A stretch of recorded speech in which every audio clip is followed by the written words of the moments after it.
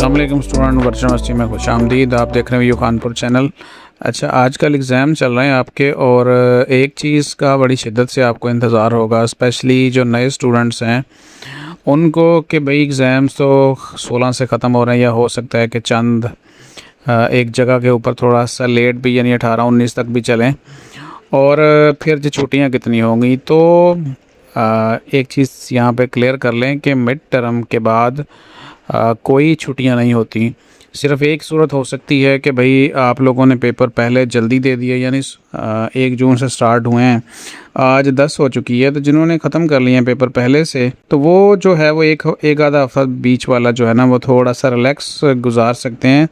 तो बाकायदा से छुट्टियां नहीं होती हैं, क्योंकि आपको पता है कि जो आपका फ़ाइनल टर्म है वो बहुत करीब आ गया। अगर आप देखना चाहें, ठीक है, तो आपको अंदाज़ा है कि बहुत ही करीब है आपका।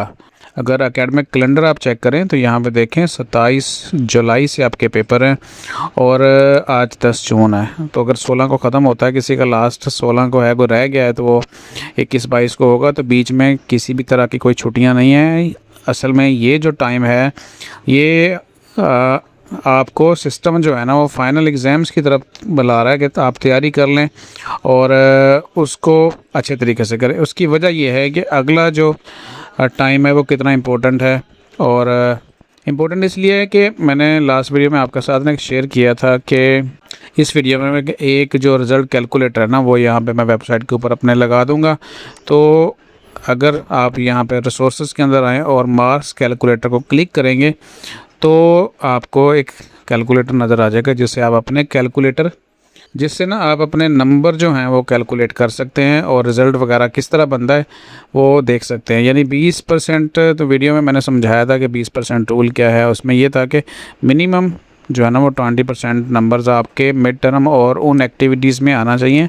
मिड टर्म और ये वाली जो एक्टिविटीज़ इनमें मिला के वेटेज के हिसाब से, तो आप इस चीज़ का इसके ऊपर देख सकते हैं। अभी तो वैसे जो है ना वो आपकी बहुत सारे असाइनमेंट्स और क्विज़ आनी है। जैसे ही ये पेपर ख़त्म होंगे, एक दोबारा से सिलसिला शुरू होगा असाइनमेंट क्विज़ का। जैसे मैं अगर आपको दिखाऊं LMS ओपन करके, तो वहाँ पे आपको नज़र आएगा कि बहुत सारी चीज़ें भी, यानी कि डेट शो हो रही है कि वो भी होनी बाकी हैं।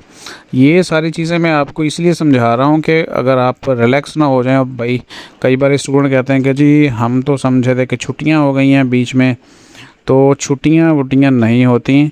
छुट्टियाँ इसी सूरत में होंगी जब आपका फ़ाइनल एग्ज़ाम हो जाएगा, और फिर उसके बाद काफ़ी सारा टाइम, यानी कई सारे हफ़्ते आपके पास होंगे, कम से कम भी 6 से 7 हफ़्ते रिलैक्स रहने के लिए। यानी अक्टूबर से क्लासेस स्टार्ट होनी हैं, और 27 जुलाई से लेकर अगर आप अगले 10 दिनों में एग्ज़ाम्स दे देते हैं, अगस्त की किसी भी तारीख़ तक, ठीक है, तो आगे फिर आपके पास लंबा सारा टाइम है। अब देखें, मैं जो चीज़ मैं यहाँ पे असल में बार बार आपको समझाने की, बताने की कोशिश कर रहा हूँ कि बहुत सारी एक्टिविटी ये देखें पेंडिंग है। तो जैसे ही ये पेपर ख़त्म हो गए, यहाँ देखें डेट क्या है, जून 19 और 16 को पेपर ख़त्म हो रहे हैं, ठीक है। तो अगले 1-2 दिन के बाद फिर से असाइनमेंट शुरू हो जानी है। असाइनमेंट भी आएंगी, क्विज़ भी आएंगे, और GDPs भी आएंगे, और ये बड़ी इम्पोर्टेंट है। अब आ जाए वापस कैलकुलेटर के ऊपर।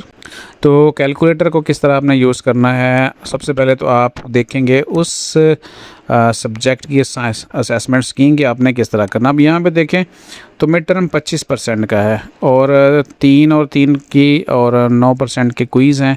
तो आप यहाँ से इसको चेंज कर सकते हैं, ठीक है। इसको 9 कर लेंगे, और बाकी क्या है, बाकी जो 3-3 है, ठीक है, इसी हिसाब से इसको भी 3 कर लें और इसको भी 3 कर लें। ये तो होगा वेटेज। और यहाँ पे जो मिड टर्म है, ज़ाहिर है इसका रिज़ल्ट आ रहा है, आप एक्सपेक्ट कर सकते हैं, यानी इतनी तवक्को लगा सकते हैं कि ऐसे है। तो अब यहाँ पे देखें तो ये हमने सेट कर लिया है, और ये बड़ा इम्पोर्टेंट मैच आपका आगे आने वाला है। तो अब हम इसको देख लेते हैं कि इसमें असाइनमेंट्स का कोई नंबर नहीं आए। फार सपोज़ ये 10 नंबर की असाइनमेंट है, ठीक है, टोटल जो है वो 10 नंबर की असाइनमेंट है, और इसमें आपके 8 आ जाते हैं। तो मतलब थोड़ा सा कैलकुलेशन का तरीका बता रहा हूँ, बाकी फिर आप देख लीजिएगा खुद ही।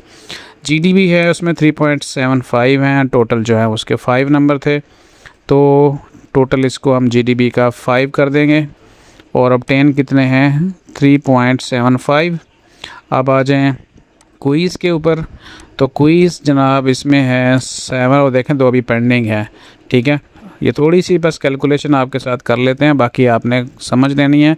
और ये कैलकुलेशन रियल टाइम में कब होगी वो भी बस जस्ट सेकंड में आपको बता देता हूँ। यहाँ पे देखें एक क्विज़ है 10 नंबर का और आए कितने हैं 7, ठीक है। यहाँ तक अगर अब हमें मेड भी नहीं है हमारे पास, ठीक है, और यहाँ कैलकुलेट करते हैं तो इस हिसाब से यहाँ पे हमारे 10 पॉइंट बन रहे हैं यानी इन नंबरों के साथ।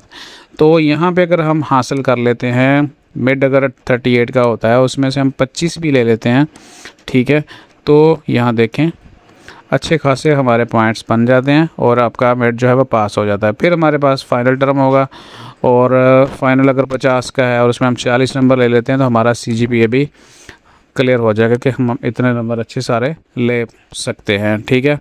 अब असाइनमेंट भी डबल होने यानी 10 की बजाय क्विज़ हैं मज़ीद है तो 30 भी हो सकते हैं। इस तरह ये नंबर भी बढ़ जाएंगे और इस तरह असाइनमेंट अगर कोई और आती है तो 20 हो जाएंगे और अगर दोनों में मिलाएंगे तो 16 हो सकते हैं। तो इस हिसाब से यानी 10 के अगर 7% हैं 7 हैं तो 20 के 14 हो जाएंगे। तो बाकी कैलकुलेशन इस तरीके से होनी है। अब जो हम टॉपिक डिस्कस कर रहे थे वो ये था कि मिड टर्म के बाद कितनी छुट्टियां होनी हैं। तो कोई छुट्टियां नहीं हैं, जैसे एग्ज़ाम्स ख़त्म होते हैं तो फ़ौरन जो है वो फाइनल टर्म की तैयारी के ऊपर फोकस करें। अपना ख्याल रखिएगा। अल्लाह हाफ़िज़।